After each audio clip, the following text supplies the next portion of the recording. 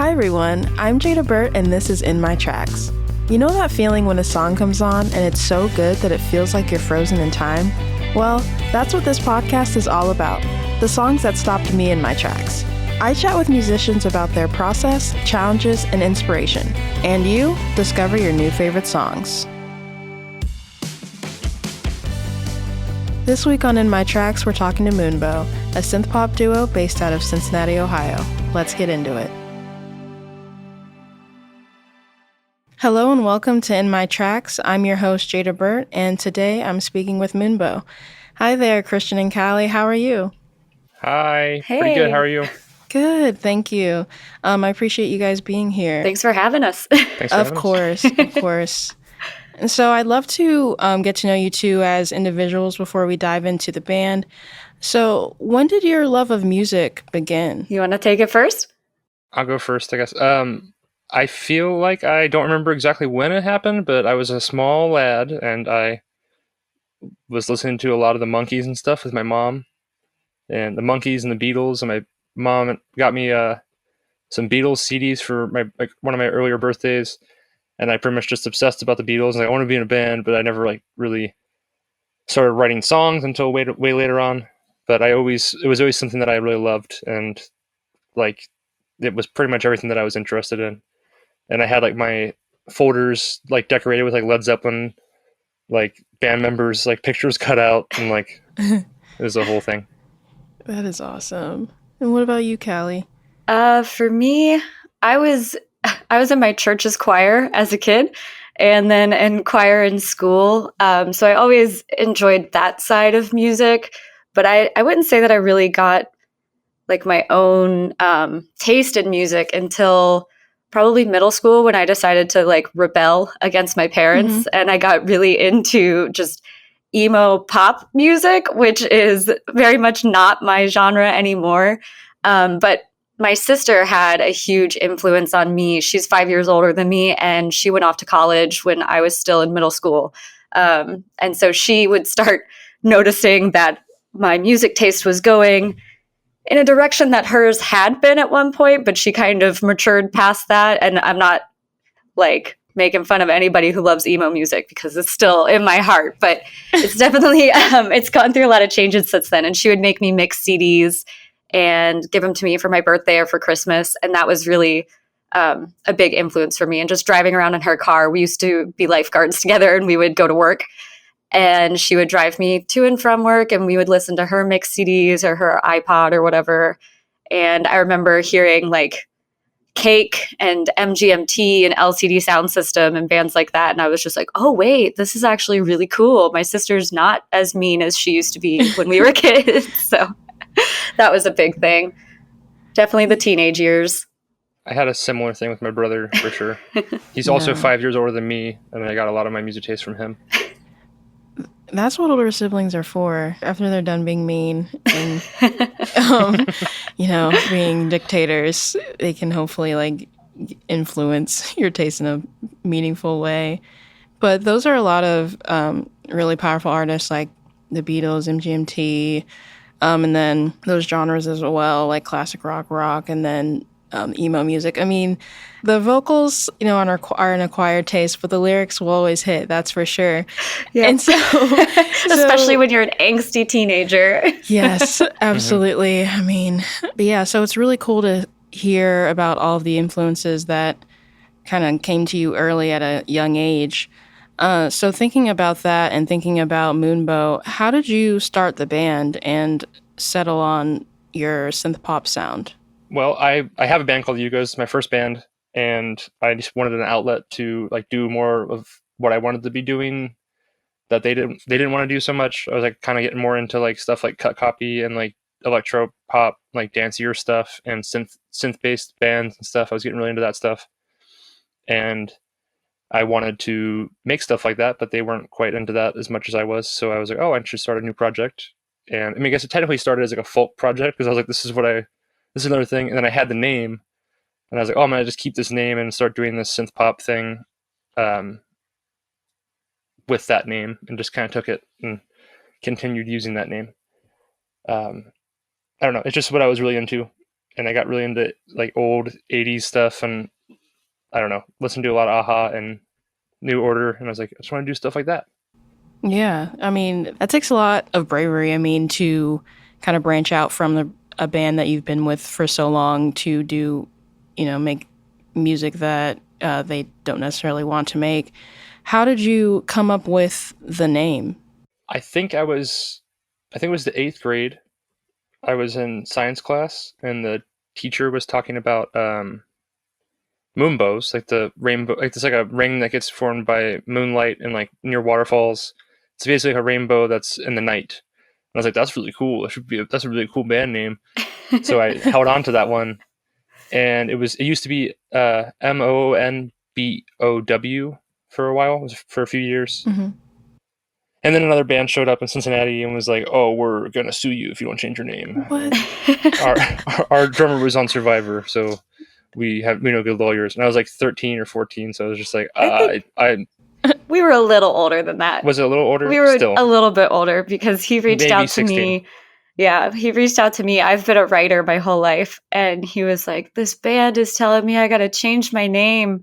And I thought he was talking about the Yugos. And I was like, what? And then he said, no, Mhm. my other band, Moonbeau. And I was like, you have another band? Also, like, what? And so the two of us worked together to try and write a persuasive letter to convince this other band to let him keep the name. And they came back with the, no, we have a lawyer. We were like, oh, we're 16. Oh my We're children. But this spelling's way cooler. And Yeah, so I changed the spelling. It is. And then there was another band from, I think it was Santa Cruz, that took that name, and I was like, I'm not doing this again. I can't do this. And I had like people reaching out to me like, hey, I saw you're playing in California. I'm like, no, I'm not. This is a different Moonbow. And I had to ask them. I was like, please, I already had to do this one time, and can you just, and they just put an X at the end. So there's another Moonbow with an X at the end. Oh my gosh. So it's Beaux, and there's another Moonbow BOW, which is just And- funny. I'm like, what is it with this name? I guess it's pretty cool. there's also a Moonbeau BEAU that is a baby diaper brand that Yeah, just showed up over the last like 2 or 3 years or something like that. Yeah. So Moonbow baby diapers. No, you guys need to throw your weight around against them Yeah, we need because to you were first. get a nice sync deal with them. yeah, Exactly. let's just partner up, you know? Yeah, just use our music. Mhm. Yeah, because that can't be. Like, you had the name first, so it's like we need to be a part of this brand in some way. Yeah. But what is it like now that you're in this new phase of the band where it's you and Callie working together? What is your process like as far as writing and producing and then performing? So the last like 4 songs that we put out together since she's been in the band, they were already pretty much written for the most part and like fleshed out production wise. She did some writing on feels, like we rewrote the second verse, and she pulled from a bunch of poetry that she already had written, and it happened to be about the same things that I was writing about because we've been in love for 14 years, and it just kind of worked out that way. But it's mainly me doing the writing, and in the future, like coming up, the next stuff we do, I really want it to be more a collaborative effort on the writing part. Mm-hmm. I've honestly not written any music myself, unless you count singing songs about our cats and coming up with songs in that regard.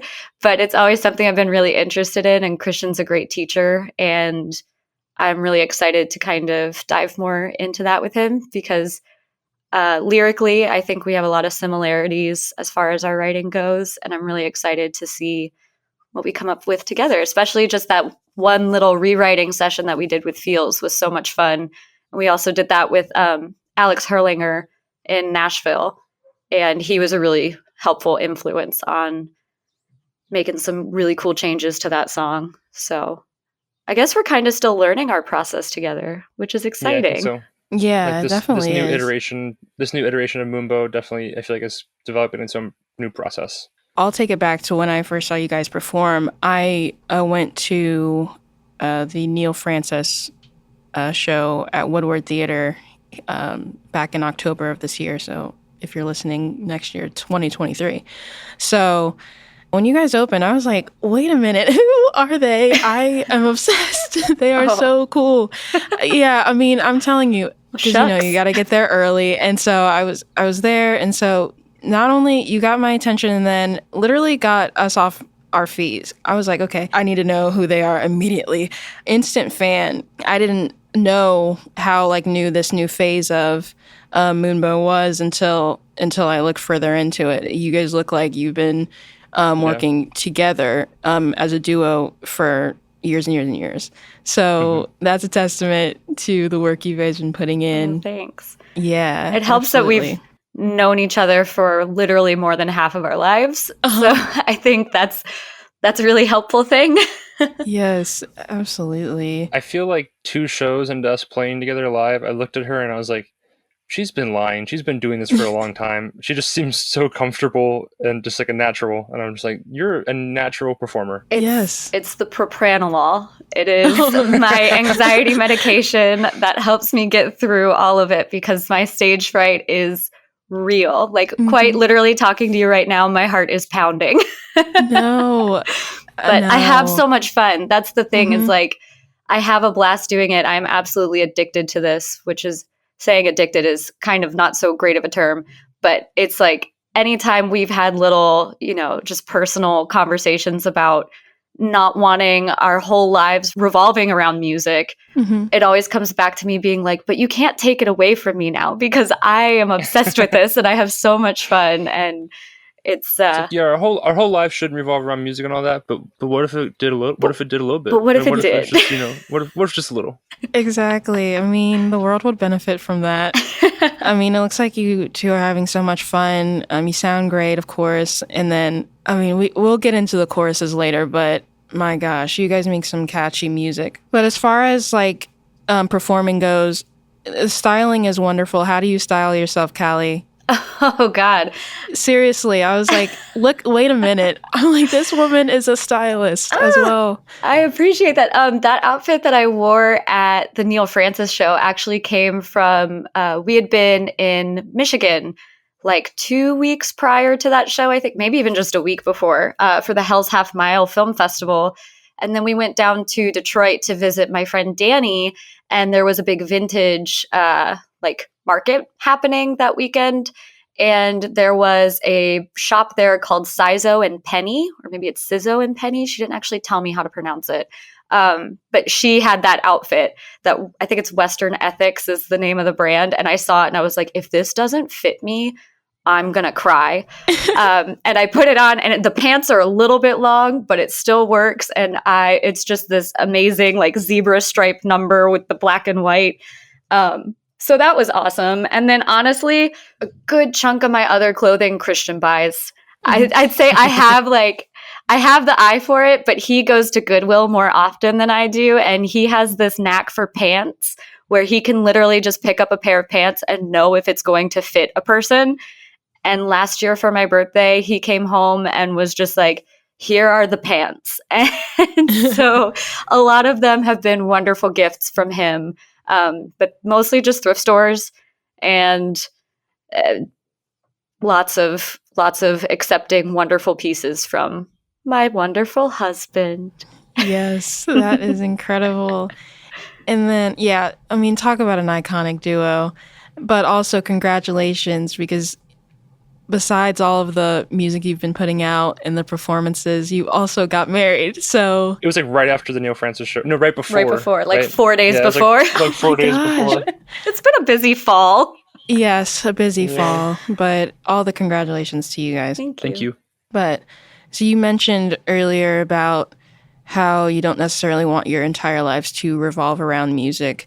How do you balance your desire to create with the rest of your life, everything else you want to do, and everything else that you have to do? I think when we mean our lives, we mean our relationship. Oh, okay. At least that's what my interpretation of it, because my entire life revolves around making music and performing and all that stuff. But I feel like if we connect that to our relationship too much and make it like blur the lines between the music itself and our actual personal relationship, that's what I'm more concerned about. Yeah. I think it gets to this point where if the only thing that we are doing together and the only thing that we have in common is the music, it wouldn't go well for like, you know, a lifetime partnership. And that's what we want to avoid. So that's what I mean when I'm like, oh, balancing our life with music and that sort of thing. Because yeah, certainly his life, if I'm not there, it's music and you know, a few nerdy hobbies here and there. And now photography. I got really into photography recently, and I've been taking pictures of bands, and that's been really fun. So that's kind of still music. Yeah. And he's crushing it. And then with me, I'm just a bartender right now, and I freelance write on the side. So we're both very focused on like the creative outlets right now. Whether or not they're super lucrative, well, we live in my parents' basement at the moment, so we've got a little bit of freedom to kind of pursue our dreams, and we're really lucky to have that opportunity and to have family that's really open to being together and allowing us to follow those dreams. Yes, absolutely. Because yeah, you brought up a great point of needing that balance in a relationship. Because even in a different type of band where it's just like your friends, if those issues come up as well, where it's like it becomes a business and it's all business, and where's the friendship? So I think it's wonderful that you guys have that at the top of your minds already. And yeah, I'm excited to see what else you guys continue to do. Me too. I'm also very excited. Because you're already doing so much. So seriously. And we're also just sitting on a copious amount of bangers. So oh my gosh, he has bangers after bangers. I can't wait. So continuing on that point where we're talking about balance, how would you say that your love of music has changed since you decided to pursue it professionally, as a duo, as a band member, as a solo songwriter as well? At some point, like years into making music, I started taking it more. I was like, oh wait, I can do this as a career. I can make money doing this. And I feel like there was a small period of time where I just wasn't enjoying it as much because I was putting a lot of pressure on making money doing it, and it kind of lost a little bit of the joy. Whereas I felt more like I had to be doing it. And then like pandemic happened, everything kind of stopped, and now it's kind of it started back up with the joy. And then we got like married and a lot of stuff was going on. So we're just trying to get back to that, like being busier with that. I feel like it definitely has gone on a roller coaster in terms of it feeling like a job and it not feeling like a job over the years.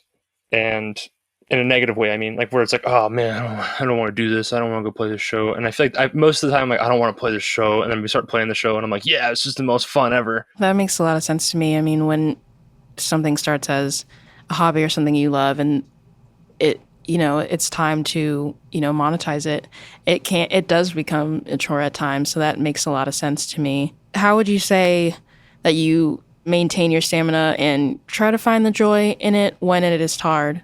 Do you want a little help with that one? Yeah, you go ahead. I'll think about it more. I'd say there isn't a lot of maintaining the stamina. We've kind of learned that the creative moments really just happen when they happen, and trying to block out time in the day where it's like, okay, this is what we're focusing on now, it doesn't work for us. And so it's a matter of being open and being like welcome to those moments where, okay, Christian's going to be up until 6 a.m. tonight writing just because this is when the inspiration struck and that's when it's happening. And it's like coming to compromise with the other areas of our life where it's like, that's how this day is going. And I think with keeping up the like stamina as far as playing shows is concerned, we kind of balance each other out really nicely right now, because while he's been doing it for so long, even when he was with the Yugos And then again with Moonbeau, it's still very new for me. And while there are certainly times before a show where I'm feeling like, oh my gosh, I'm exhausted, I don't want to be doing this, I also still have a little more of the like twinkle in my eye right now because it's so new. So I think it's helpful for me to be like, but you're doing it for me. So, so it's going to be fun. So I think that little balance between the two has been a little bit helpful. And I feel like I've just been doing it I've been playing out and writing songs and stuff for half of my life. And I'm just like, sometimes I'm just like, oh God, I'm so exhausted. But it's like never like, I don't want to do this anymore. I hate this. It's just like, oh, I need a nap right now. And then we start performing or whatever. And I'm like, yeah, it's so much fun. And I just kind of shut my brain off. It's always that first note hits on whichever one we're opening with. And then it's like, oh yeah, that's why we're here. Yes. Yeah. Man, I appreciate your insights on that because I know it can be tough to keep going, but it's great to have balance and to have each other to lean on as a duo. So since you're both at like kind of different places while you're also in the same place in this project, how would you say it feels to be at this stage of Moonbeau? I would say it's very exciting. And it feels like it feels like we can do whatever the hell we want to do. And it's really cool because it's just like, oh, there's no preconceived notions. I can just go, whatever Moonbow's doing is what Moonbow's doing. That's what it feels like. Mm-hmm. It was definitely very nerve-wracking at first. I like stepping into a role that somebody else held is always really intimidating. And, I was terrified, and I never ever want it to come across like something that we take for granted, all of the hard work that went into Moonbeau in the multiple iterations, because this is like the fourth version of Moonbeau, technically speaking. There was like the folk version, then there was you and Alex, and so there's just been... Well, I had a whole band before Alex, too. I had like a whole live band that I played a bunch of shows with. So I guess it's 5. So I don't keep friends very long. I'm just kidding. It's been through a lot of different iterations. And so at first it was really intimidating, and I just wanted to do the project justice, honestly. And we've had a lot of conversations about what that looks like and what Moonbeau really is and what it stood for from the beginning, which was just a creative outlet for Christian to make music that was different from his other main project at the time. And so I think having like a couple years away from it during the pandemic, because, you know, nothing was happening then. And then me being sneakily brought into the studio for the first time. I pranked her. It was a big prank. Big ol'... That's a story for later. I'm sure we'll get into it at some point when we get into the song. But it's just, I think it's really important to acknowledge that a lot of people have worked really hard on this project. And so I'm really thankful that I've gotten to come into it in the position that it's in, and that I feel like I can respect all of the places that it has been, and I can also be really excited for where it's going, even if sometimes it gets like emotionally difficult. But I wouldn't want to do it with anybody else. I'm really thankful to have Christian by my side in all of this. And I don't think I would ever have gotten on a stage or pursued music professionally if he wasn't the person that was encouraging me to do it. So I just had a feeling about it. I was like, you just got to do it. You'll love it. Yes. It was meant to be for sure, because just seeing you guys for the first time before even doing any research, I was like, okay, well, this is how the band has always been, and they're awesome. Oh. And so, when I saw the history, you know, the past members and such, I was like, well, I'm really digging this version because, my gosh, you guys are an iconic duo. Thanks. So we look related, so that helps too. Oh, we got the whole Jack and Meg White thing going. Yeah. Oh my gosh. Are they brother and sister, or are they married? Oh my gosh. No. That was a crime. That was a total crime. But no. So, Callie, how you brought up some amazing points. How do you? So you mentioned how it was kind of shaky, like wanting to come into the band, like with it being like a totally new version, new layout and everything. How do you maintain your confidence? How do you keep going since it's I know you felt like you had some really big shoes to fill, and I mean I wouldn't have known that at all. I would have been like, well, Callie has always been in this band. So where does it come from? How do you keep it going? Lots of therapy, honestly. So I've been in therapy for going on 11 years now. And the imposter syndrome was very, very real at the beginning and is still very real. And I'd say at least once a month, we have these moments where I've maybe had like a couple beers and then I get in my head and I'm like, you're just doing this because it's convenient, and Christian's sitting there going, no, that's not the case at all. I just wanted to create something with you. So it definitely has its ups and downs, and it has been difficult. I feel like especially women tend to get compared to each other a little more harshly than men do. So that was a big point of intimidation for me. And it still is, but I'm really, really thankful because everybody who loves Moonbeau loves the music. And they watch us, and yeah, we're entertaining on stage, or at least we try to be, and people enjoy that. But I'd say that people are just happy that music is still being made and that the project didn't just disappear entirely, because there was time when it was up in the air of like, we don't know what's going to happen. So I think the support of the people around us has been really helpful. And then honestly, going to my personal therapist and then us going to therapy together has been really helpful. And we're just huge proponents of taking care of your mental health. And that's been like a thing that's always come first. And we've always been really open with the communication to each other of like, hey, I'm feeling this way, or I'm feeling nervous, or, anything like that. And with any relationship, whether it's business or friendship or romantic or whatever, you're going to have tough conversations with people. And we've had plenty of them, but we've come out on top of them, which I think is really important.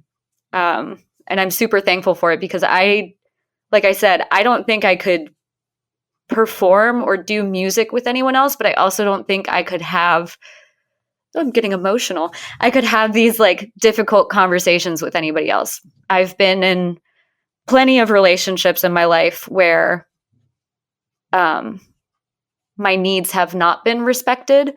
And thankfully that hasn't been the case in our relationship. And I think it's because I'm kind of going on a rant, so you can tell me to stop at any point.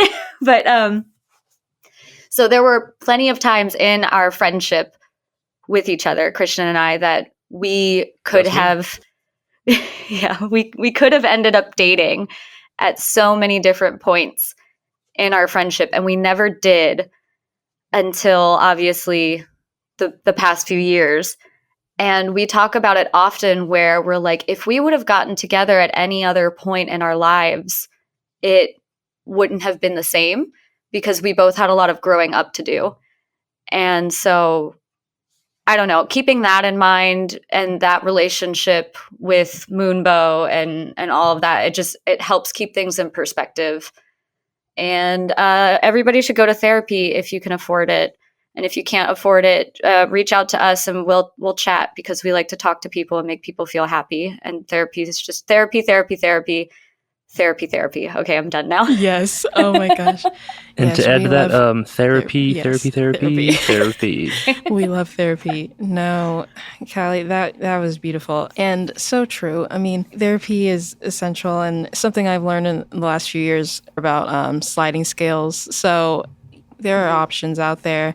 But yeah, you guys are like such a source of light here in Cincinnati. And yeah, I appreciate you guys putting in the work and and making this wonderful project together. You mentioned imposter syndrome. That is so very real. And I love that you mentioned what you do to combat that, which is therapy and actually communicating how you feel and communicating like where you are. Kind of going into that, how do you, like in a day-to-day, week-to-week sort of thing, like a practical way, how do you balance this? Moonbeau is a business venture. It's a creative venture. It's kind of my life's work, but also we are friends, and then also we are spouses. How do you balance that and keep yourselves well, besides what you mentioned before, therapy and having those tough conversations?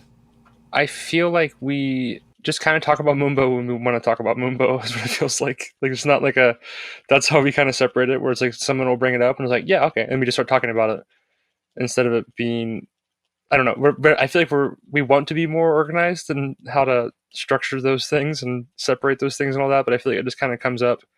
And if it's like, she feels the vibe out and I feel the vibe out, and it's like, okay, is it okay? Yeah, we can talk about that now. And I feel like we need to work on that for sure. Yeah. Like we mentioned earlier, schedules and like scheduling out time for it hasn't really worked for us. So I think we're kind of still trying to figure that out, honestly. And it's part of this year has just been, it was so busy. And once I kind of officially joined, we really just hit the ground running.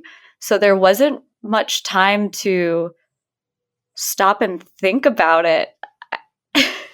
Like we had already shot like the promo pictures and we're like working on promotional stuff before we even got the mixes back with her voice on them. Like we were like still using the versions with the previous person, like while we were editing videos and stuff. It's just like very quickly, just like, oh, we're just jumping right into it.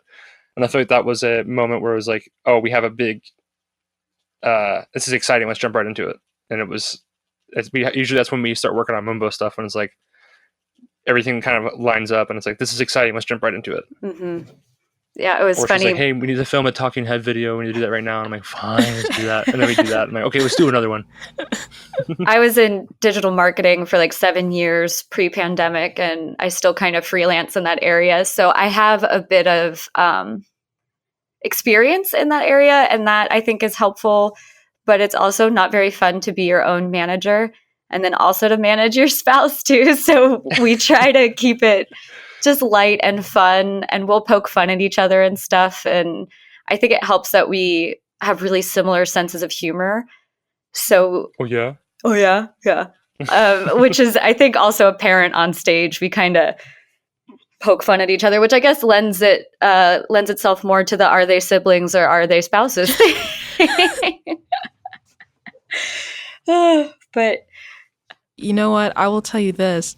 I never thought you two were siblings. Okay, if that means awesome. Anything.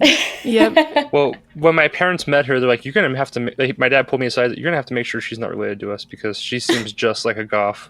I was like, Dad, gosh. Stop it. Oh no. My God. No, she just seems like one of your cousins. I'm like, please don't. I don't want her to be one of my cousins. There's also a picture of my dad from when I was like maybe 4 years old or something. It's a family portrait of us in the house, and Christian came over and he saw it and he was like, "That's my uncle. That's a picture of my uncle." We were like, no, but it's fine. My family's from Michigan. His is from here. We're not related. Both families are from, Poland and Germany and all that, so we don't really know, but I'm just kidding. No. Oh my gosh. I am dying. No, you guys set the record straight. You are not related. We are not related. Well, now we are because we're married, but... You're right. You're going to have to pre-save our next album to find out whether or not we're related. Exactly. Don't even ask. Don't even ask about it. All right. Yeah. Oh my gosh. Well, you did what had to be done. You like people wondered, so you were like, you know what? I'm going to set it straight, and you did. You did that. So thinking about your audience and new listeners, if you could choose the first song that a new listener heard, which one would it be? I have two things to say, and one would be like, from one perspective, it's like one of the more recent songs because it's the most fresh new version of, like, it's like the most of what we are doing now, like a perfect example of that. But I feel like if you're looking at our Spotify, it's like, yeah, listen to the one with the most streams. Like, that one's a good song. I like that song. Are you going to I'm a say little the tired of it, but names of them? Okay, yeah, sorry.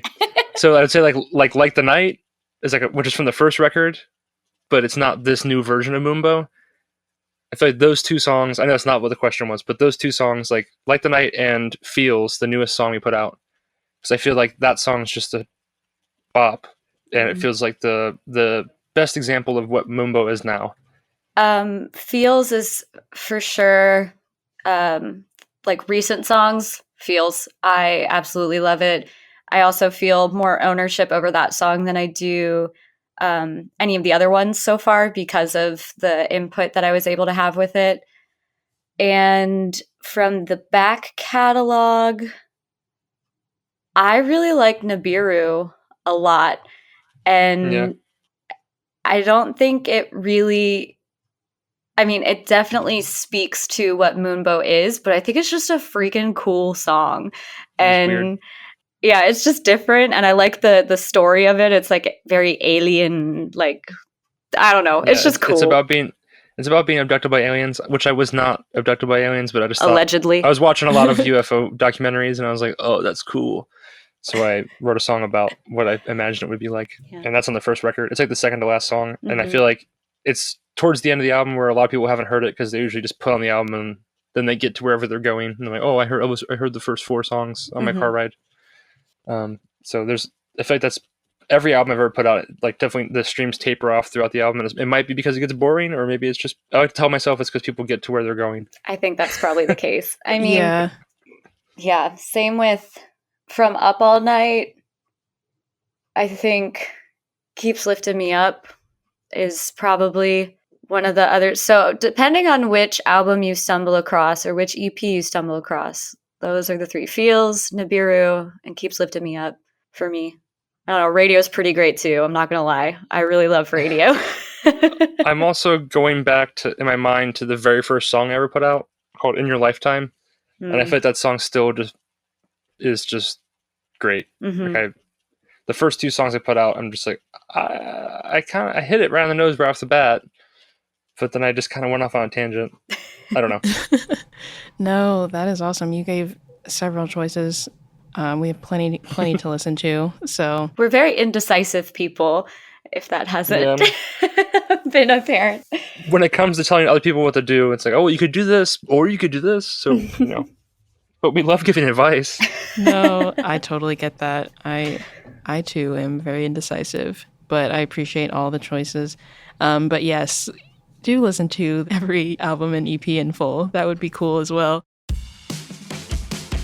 Hey everyone, I hope you're enjoying the conversation with Moonbeau so far. This is the song that stopped me in my tracks. Here's These Games by Moonbeau.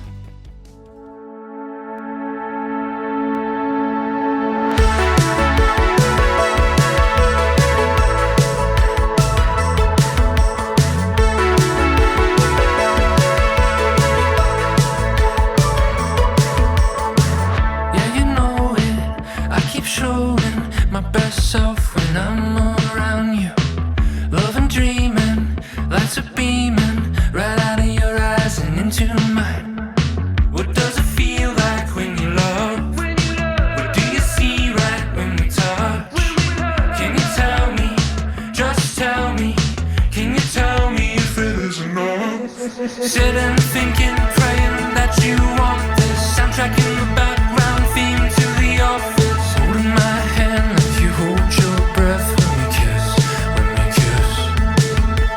Hoping that I can keep you for the long road, straight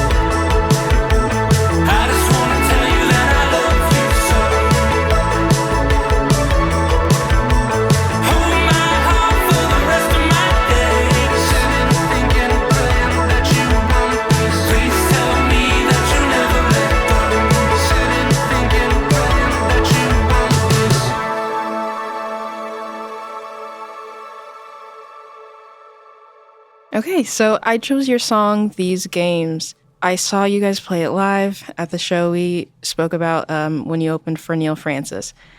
My goodness, it really it opened my eyes. I was like, okay, who are they? I'm obsessed with them. What is this song? And then I immediately found it, and I've been streaming ever since. I just love it. It is a certified banger. It's a bop. What inspired you to write this song? I always have trouble specifically picking out what was making me write the song, but I feel like there is definitely a lot of lyrical subject matter that is about Callie and our friendship, and me not being able to tell her how I feel about her over the last 15, 14 years or whatever, and not not really having the chance to do so, and hoping that she feels the same way. So that's kind of what that song is about. But when I was writing it, I probably wasn't necessarily thinking that, but I'm like, yeah, that's what it's about. This is something I quite literally learned today as we were talking about the song this morning. I was like, wait, that's about me? Aw. Oh, So that's so sweet. I like put out a whole solo record and called it's like Christian Nicholas Goff. The album's called Repeating Circles. And then after I finished recording it and like all that stuff, then I went through a divorce. And I listened to the album, like, this album's about going through a divorce, and I had no idea what was going on. This is like I'm like clairvoyant, so I feel like I don't a lot of the time know what I'm writing about until I'm thinking about it later on, or like someone else points it out, and like, oh yeah, that makes sense. yeah. Wow, that is wild. Actually, did not know, but that wow. Yeah, he might be I psychic. probably just subconsciously knew, like, this is not great, but I'm like, I wrote this album for myself from the past, and now it's the future, and I'm listening to it, and it's helping me feel better. Oh my gosh. It was like M. Night Shyamalan. But it's sweet to hear that you did write that song about Callie. Some of the lyrics that stood out to me was, of course, the life's too short to play these games. I just want to tell you that I love you. So, hook. That's a hook. I love it. So if you guys feel comfortable, will you guys share more about your story, how that came to be? Sure. I mean, we tell it often. So around the time when Facebook was first created, back in the days of yore, I got a friend request from a person I didn't know, but we had a mutual friend, and it was Christian, and he was actually the first stranger that I accepted on Facebook. And I messaged him and said, "Do I know you? LOL." And he said, "No." And No? I said, "Okay." And then we didn't really talk a whole lot, but we both of us were kind of insomniacs as teenagers. So we'd be up late at night, and on Facebook you can see when somebody else is online. So we started talking on Facebook, and that very quickly moved over to us talking on Skype. And so we would stay up all night, nod to that album. We would stay up all night on Skype and talking on the phone. And eventually I got my driver's license, and then we would drive around at night a lot of the time because there's not a whole lot to do in Northern Kentucky when you're a teenager. So we would go on these late night drives on all the back roads in Northern Kentucky, and we found ourselves in a lot of different places. We went to Rabbit Hash for the first time. We went to Kincaid Lake. We found a gazebo in the middle of Union, Kentucky. We would hang out at truck stops and look at the stars and just all of that. But it was, the timing was never right. One of us was always in a relationship, or both of us were in relationships, and we never pursued anything during those times. It was very much just we are friends and we're hanging out. We got a lot of comfort from each other. But it was clear that we both had crushes, and we just never talked about it because I'd say we're both pretty fiercely loyal people. And so eventually we shared a kiss that we shouldn't have shared. And that was around my 22nd birthday. And at that point, we decided that we couldn't be friends anymore. We were like, there's no feelings here. Wink. We can't be friends anymore. Wink. So we stopped talking for several years at that point because it wouldn't be fair to anybody in our lives. And we were very transparent about the kiss. Everybody knew about it. Yeah. Everybody was aware. And we just were like, okay. And we moved on. And so the pandemic hit and the world shut down. I was working for a nonprofit performing arts center in digital marketing, and I was playing music, and all my shows got canceled. yeah, the performing arts center was shut down, and so I lost my job, and it was the end of the world. Did I reach out first, or did you? I don't know, but we ended up talking again. I'm not sure. I think you reached out to me and said, "Hey, I don't hate you," and I was like, "Oh my god." I think that had happened. That had happened before the pandemic. Yeah. But I think I reached out in 2020 and was like, "Hey, the world's on fire." Yeah, you reached out, yeah, I recognize that like your guys' livelihood is over right now. Like, and you don't know what's going on. I just hope that everything is going well for you guys. And he was like, "Yeah, we're making it work." And that ended up kind of not being the whole truth. Making it work didn't super work out. I don't know if you want to go into that at all. I can go into a little bit. I got a divorce. Yeah. She was in the band before. Her name's Claire. And she was in the band, and the band stopped. And it kind of seemed like we just quickly drifted apart in terms of like, because it was like all that we were doing was music for years, like the whole time we were together, basically. Like, I guess not the whole time, but like a big chunk of it. And it became, this kind of goes back to like, I don't want it to be so, our relationship being so dependent on what we're doing with music, because I experienced that. And then once the music part stopped and the shows stopped and the touring stopped and all that, it just was like, hold on, I don't know if like, it just like kind of, are we happy? Is this a thing? And then a bunch of stuff happened and we got a divorce, and Callie was talking to me through a lot of that. The friendship and always being there for advice thing that we mentioned earlier. I got a phone call from a very upset Christian at like 4 a.m. And I was feeling really sad. I was thinking about killing myself and all this stuff. And I called her, and she picked up because she just happened to wake up from her phone. Which is wild because she keeps on silent. I keep on silent all the time. But I answered and was like, "What are you talking about?" I said, "You're driving your car right now. You need to pull over, first of all." And we just talked through a lot of it. And eventually, everything went as it did. And I had a really terrible bartending shift one day. It was just super busy and I was exhausted.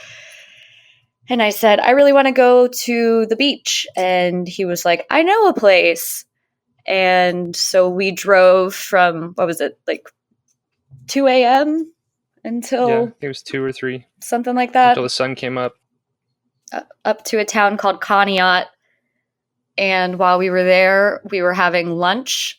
And he was just like, "I know my life is really crazy right now and everything is really up in the air, but would you ever consider being in a relationship with me?" And I was like, "What did you just say?" Like, I've been in love with you for the last 14 years, and I have thought about you literally every single day for the last 14 years. And you're pretty much just like, word, yeah, cool. Yeah. Same. I was shocked at first, but I was like, I mean, yeah, obviously I've been in love with you too. Like, bleh. So that's the life's too short to play these games. Obviously, don't wait as long as we did to tell somebody that you love them. So, because 15 You're years. so good with the words. Oh, honey, you are. You wrote the lyrics.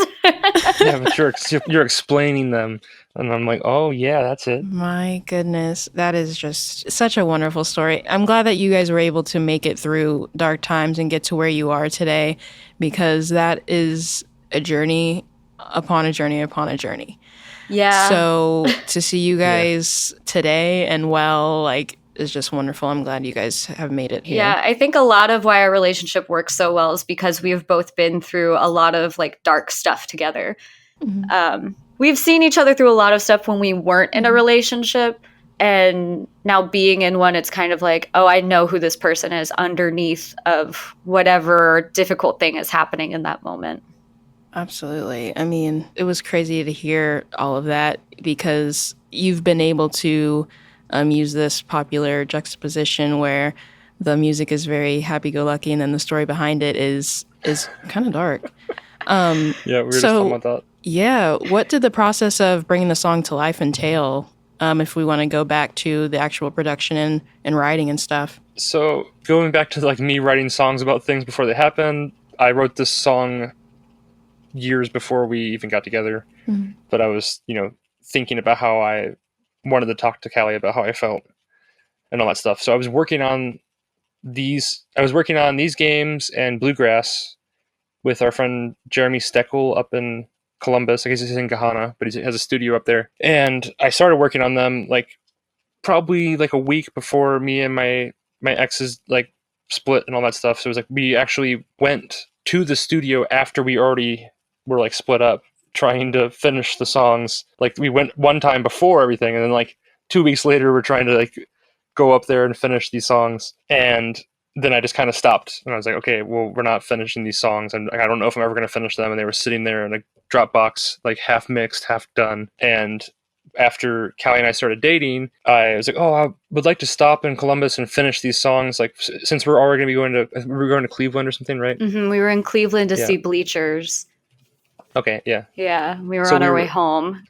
We were on our way home, and I was like, can we just stop in Columbus so I can finish these songs? And then we got there, and we walked in the studio, and I said, so you ready to sing? And she said, what? And I was like, are you ready to sing on the songs? And she said, I'm not doing that unless you have a big bottle of tequila. And some tea. I said tequila and some tea. And Jeremy was like, well, guess what? And he goes in the closet and opens it up and pulls out this giant bottle of tequila and says, I had recorded a band here yesterday and they left this big bottle of tequila, so now you have to do it. And this is not my proudest moment. It was like 10:30 in the morning, and I was like, all right, let's give this a shot. That was her first time. Yes. First time ever being in a studio, first time ever recording vocals, ever doing any of that, really. Yep. So I just kind of was like, this is what's happening. You want to do it? And she's like, no, unless it's this. And it just happened to be there. So talk about the stars aligning, right? Yeah. Seriously. I mean, you really jumped in head first. I probably kind of pushed her in.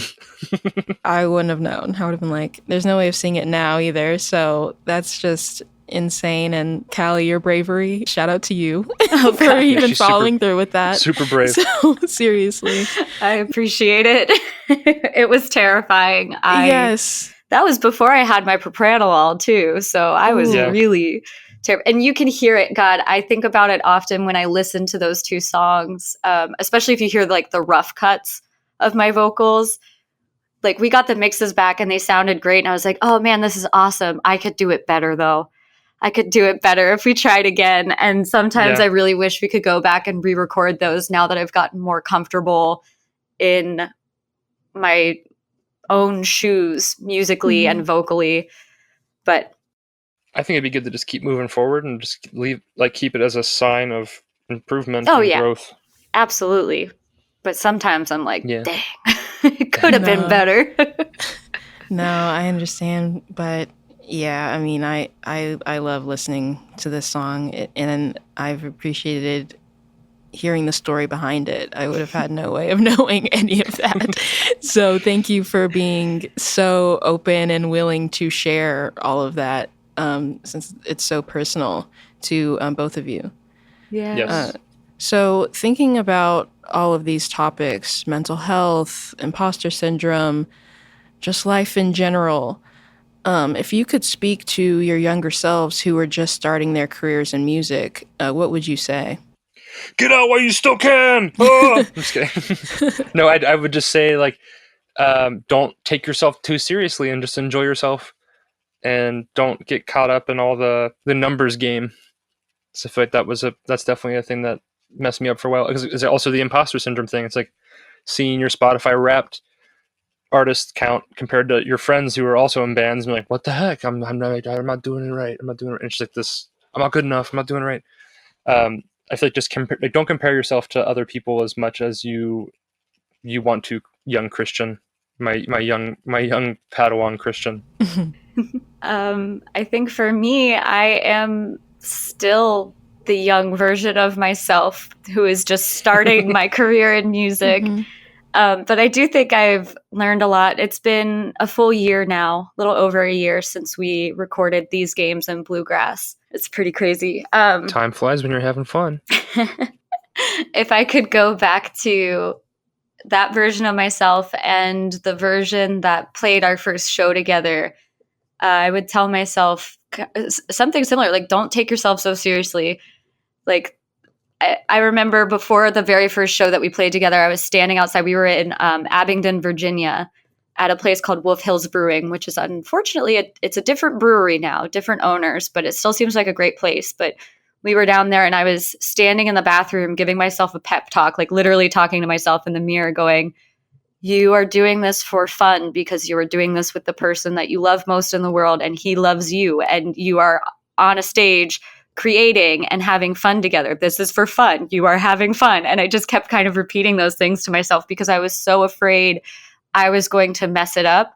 And in turn, I was going to mess up Moonbeau and that I was going to ruin it somehow, which is like really putting a lot of weight on my ability to like do things. It's like, come on, Callie, the world does not revolve around you. Get over yourself. You're not that important. People don't think about you that much. People don't think about me that, right? No, but it's true. Like, I'm one person, and if we have a bad show, we have a bad show. Whatever. It is not the end of the world. We're doing this to have fun and to try and give people time to relax and enjoy themselves and not think about how freaking crazy the rest of the world is for a little while. So it's not that big of a deal. And yeah, so just chill out. Don't take yourself so serious. Yes, I mean, it's hard to do, but those are very, very practical things to say to your younger selves and for anyone listening to practice in their own life, me included. So what are you excited to promote? I know you guys have so many bangers. You said stashed away. Can't wait to hear those. But what else? I have literal bales of bangers, and we're trying to figure out what songs to. There's just too many songs to pick from. We have an idea about the next like 4 songs, or if we're gonna do an album, we're trying to figure that out. Or if we have a rough idea of the songs we're gonna put out next, and I'm very, very excited about it. Like one of the songs I just written, it's the last song that I had written, which is I probably wrote it like a month ago now, maybe 2, and I don't know. I'm just really excited to share that one with people. It's called Don't Slip Away, right? Mm-hmm. Yeah. And we've played it live a couple times. We've played it live a couple times, so maybe some people have gotten to see it live. But yeah, that one's really exciting. And I don't know, I'm excited to promote our Instagram page. Follow us there. Yes. Because that's where you'll learn when things are actually happening. Absolutely. I'm excited. I'm excited for the new music, and I'm excited to see you guys play again. You mentioned your Instagram page. Where else can people find you, and what is the handle? Instagram is _Moonbeau, MOONBEAU. On Facebook, we're Moonbeau Band. We're also on Spotify and all of the streaming platforms. We have a TikTok, but we don't really understand TikTok yet, so we're trying to figure that out. Bandcamp. We email with people. I don't know. We're really responsive. We don't do a whole lot. So if you just want to chat, like, hit us up on Instagram or something. Hang out or whatever and get pizza or whatever. Yeah, we eat a lot of pizza. Oh, I bartend on Wednesday nights at a place called Birkus, and Christian hosts trivia there. So you can come play trivia with us. Yeah, and then we'll tell you about our shows there. If you want to find out more about our shows, just come to trivia night. Yeah. Plug. Absolutely. Yes. Well, you know where to find them. Go to their shows, stream their music, buy their music, all the things, and just follow them everywhere. Thank you, Callie. Thank you, Christian. Thank you, Moonbeau. Just don't follow me in real life. Okay? Don't follow you. I just don't want people following me around. No, the stalking. Joke. Yeah. I was like, I don't understand what's happening. But it's just like a general reminder about stalking being bad and scary. Just don't physically follow me with your feet. Unless you're a puppy, like an actual dog. Then it's okay. Yes. There are Sorry. exceptions. There are exceptions to this. But no, thank you both so much for being so willing and open to share so much about your lives and your stories and your band. I can't wait to continue to see you guys grow, and I'm excited for the next time I get to see you to play live. So yeah, thank you. Thank you for having us. Thank you for having us. This has been fun. You're the first person that we, I guess, have publicly really told this whole story to. So Yeah. that's kind of exciting. I'm super excited and grateful. Thank you. Thank you for listening to In My Tracks. The show was created and produced by me, your host and friend, Jada Burt. And shout out to Play Audio Agency for recording, editing, and producing the show, and for composing the original theme music you are currently jamming out to. Please rate, review, and follow In My Tracks everywhere you listen, including Spotify, where I curate playlists that pair with each episode. Did you hear a song that stopped you in your tracks? Share it with me. DM me on Instagram at InMyTracksPod, because music is meant to be shared. See you next time.